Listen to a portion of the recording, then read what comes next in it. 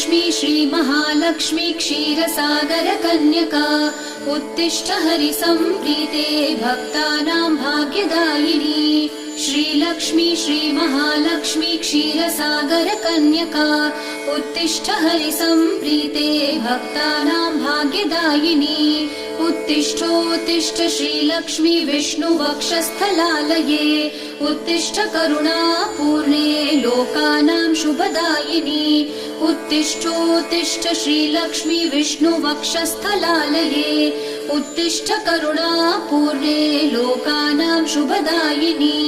श्रीपद्ममध्यवसिते वरपद्मनेत्रे श्रीपद्महस्तचिरपूजितपद्मपादे श्रीपद्मजातजननी शुभपद्मवक्त्रे श्रीलक्ष्मी भक्तवरदे तव सुप्रभातम्।